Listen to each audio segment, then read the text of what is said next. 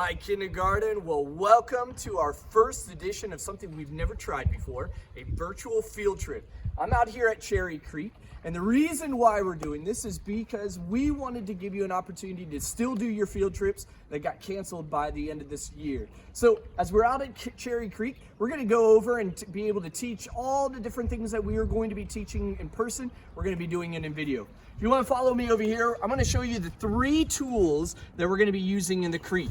The first tool that we're going to be using is a pair of big pants called waders. And they kind of look like clown pants because my feet are going to go all the way to the bottoms and these are going to go all the way up to my chest.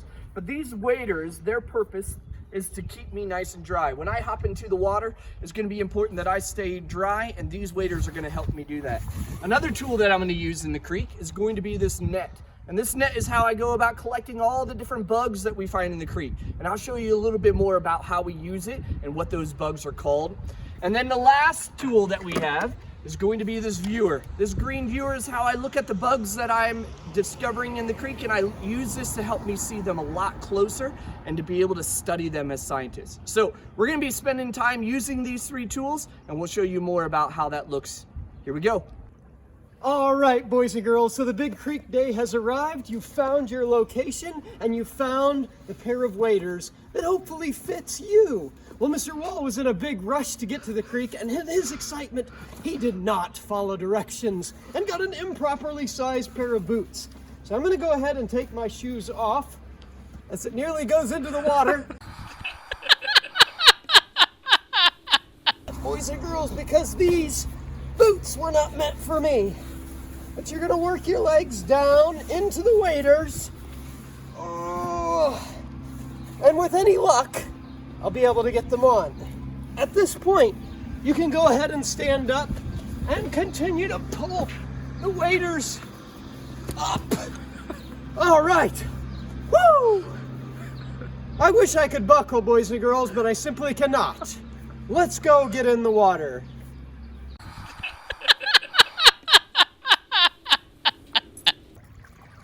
All right, so boys and girls, I have now gotten into the creek with the magic of TV. And so now that I'm in the creek, let me tell you a little bit about what we're doing.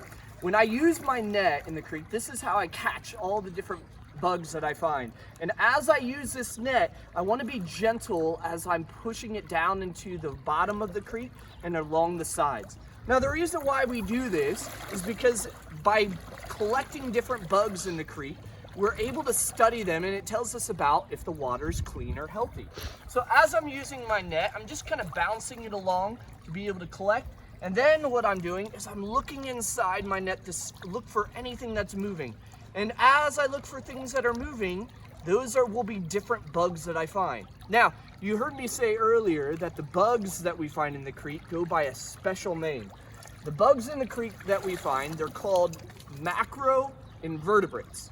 Now, it's a really big fancy word, but it means something really important. Macro means that it's big enough that I can see with my eyes. So if you point towards your eyes, that helps you remember that macro means that it's big enough I can see with my eyes. Invertebrate is the other word that goes with that. Invertebrate's talking about your backbone. So these guys, their bones, get this, are on the outside of their body.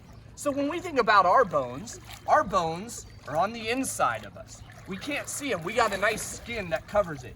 But these guys, their bones are on the outside to where you can see them. So as I'm going through the water, I'm looking for different macros like this one. Check this guy out. This looks like a dragonfly nymph. Wow. More about these different macroinvertebrates, but this guy's a really cool example of a macroinvertebrate that we find. But these are the bugs that we're looking for in the creek. And remember with me that the reason why we're looking for them is because it helps us better know and understand if the creek is healthy. Because that's the wild thing when you think about bugs in the creek.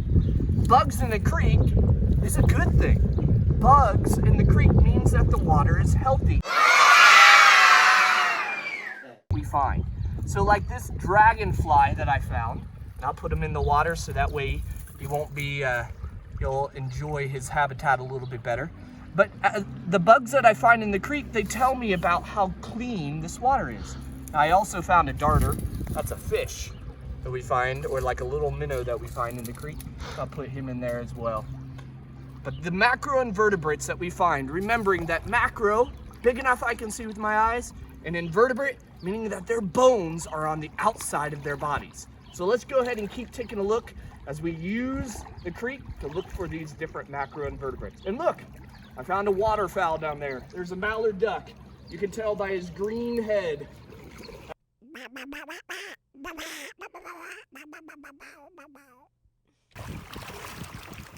That's gotta be a good home for something. I'll bring it up on the bank.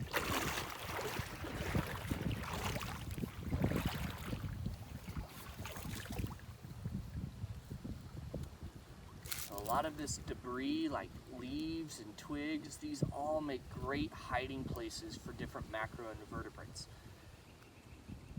Because again, there's lots of different predators in this water, and it's funny to think that there's little predators that are trying to eat these other insects, but there's tons of them. And those predators, they aren't necessarily always what you would think, like the dragonfly nymph is actually one of the predators in the water. And let's see, did I find something? Oh, I did. I found a scud. So the scud, it's this little guy moving right here.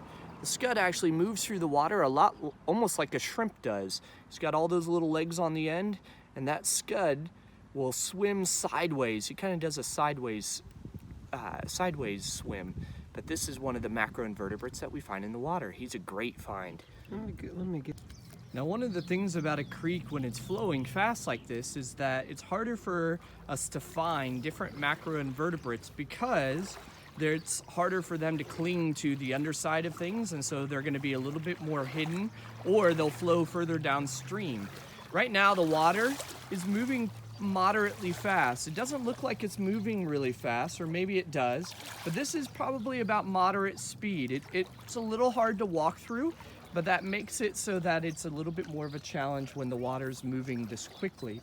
When the water's moving a lot slower, it's easier to find different macroinvertebrates.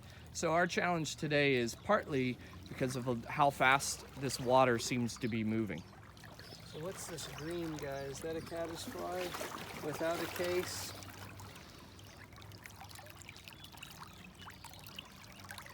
So we have some different mayflies on here. There's a little bit bigger one.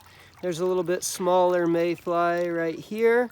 And then we have what appears to be a caddisfly right here that has not built its home yet.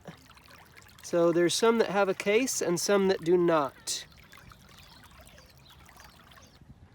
Hey boys and girls, we're out of the creek now and we have our tub of macroinvertebrates. We're using our viewfinder tool that Mr. Burden talked about earlier, and I've already scooped up my scud into the top of the viewfinder here. Now what I'm going to go ahead and do is pour him carefully into the top, and you can see that he's in there now. So this is our scud that we found.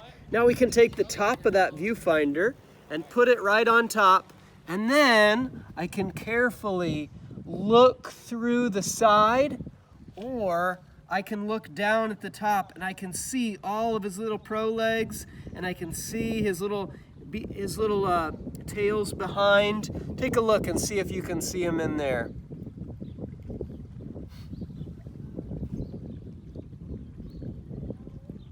So our viewfinder helps us see our macroinvertebrates up close, because we know our macroinvertebrates are big enough to see with their eye, but we want to see certain parts of them, like their little prolegs or their antennas. All right, so boys and girls, I have two different types of macroinvertebrates. The one in this hand is the dragonfly, and the dragonfly, you guys probably know when you look at all those with their beautiful wings as they're flying around gardens or around the creeks. That's what this guy will become. They spend most of their life in the water. This guy will probably spend somewhere around probably about 4 to 5 years in the water before he ever becomes an adult. Now, the dragonfly is a carnivore of the creek, which means that he eats a lot of the other bugs that we find. But this is a really good indicator of the fact that the water's really clean. So as you look at this dragonfly, he's one that is a really cool find. Another macroinvertebrate that we have, he's not moving as quickly as he was earlier, but this is a mayfly.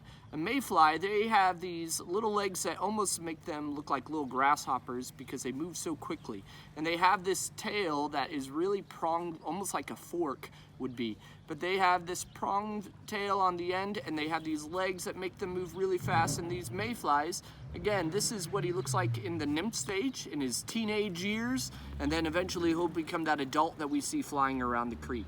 But these guys, again, both really good indicators, really good finds that tell us that this water is pretty clean. All right, boys and girls, since we know that you don't have these same tools at home, we thought maybe you could do some pretending with some of the tools that you do have at home so you can get a feel for what this would be like. So these pair of waders, if you remember, they are there to help make sure that I stay nice and dry. To help you pretend that you have waders on, why don't you get mom and dad's permission, specifically dad's permission maybe, but see if, or even an older brother, but see if you can borrow a pair of pants that are bigger than yours and try putting them on and see what that kind of feels like. You could even try putting on a bigger pair of shoes to see what those waders might kind of feel like and walk around in them.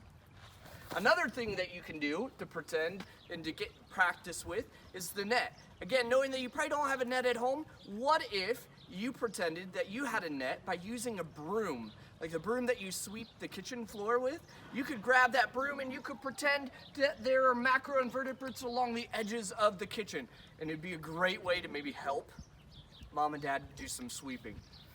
The last thing that you can pretend with a little bit is this viewer. So the viewer, again, helps you see things that are really small, make them look a lot bigger. So you could pretend that you had a viewer by even using your hands or even like a paper towel roll and pretending to look at things through that viewer so that you can see those small things much bigger.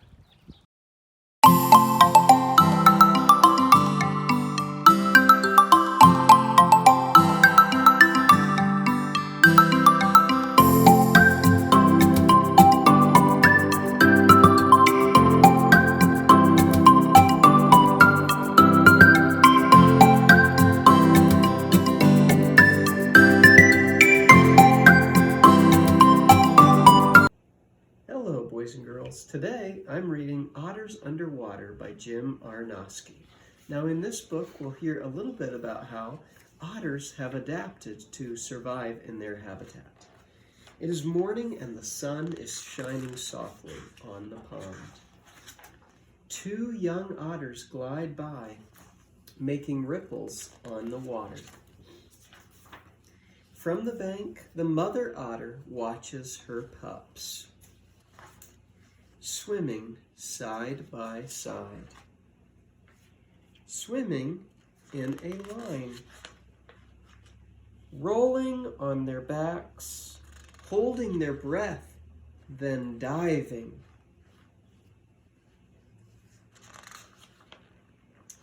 Underwater, they hunt for fish and crayfish. They see newts and snapping turtles. Otters can hold their breath a long time. The two sneak under floating ducks. They follow slow muskrats. Then, at once, the pups pop up to the surface to breathe and find their mother still watching from the banks. It is morning and the sun is shining softly. Now, boys and girls, a couple of things that you'll notice about otters that have adapted really well to surviving in their habitat. So they have these ears that fold back in the water, and they're able to glide through the water. The texture of their fur also helps them move through the water really easily, and they have flippers that are kind of like, almost like a duck's flippers, so they're able to move very swiftly through the water. They can hold their breath for a long time under the water, so that they can hunt for things like fish and crayfish, like the story said. And they have very sharp teeth that helps them to grab onto their prey. So in many ways, otters have adapted to life underwater.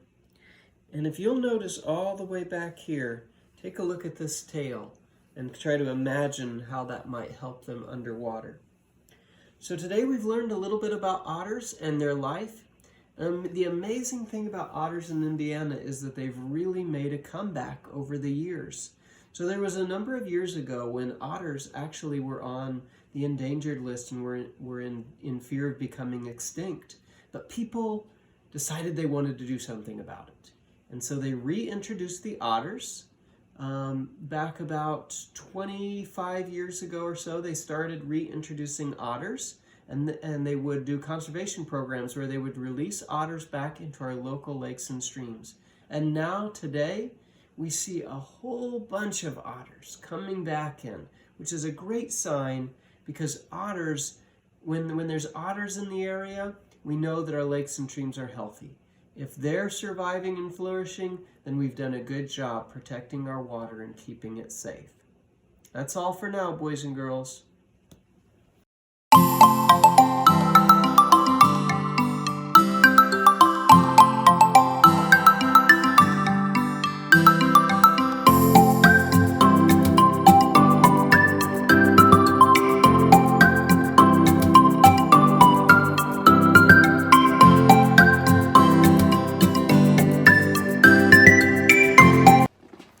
All right, boys and girls, so we're going to try a game. Now, this game would normally be better done in a group, but we're going to do this with just Mr. Wall and I, as we're going to be tossing around a model of the Earth. So Mr. Wall has the Earth in his hands, and what we want you to understand with this game is that the Earth is mostly made of water. So we're going to toss the ball back and forth about 10 times, and as we do that, wherever our right thumb lands is where we need to tell either it's going to be water or land. And what we are hoping to see is similar to what we see on the Earth, is that our thumb lands more on water than it does on land. So let's go ahead and practice this game.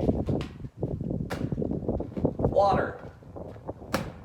Water. Water. Land. Water. Land. Water. Water. Land.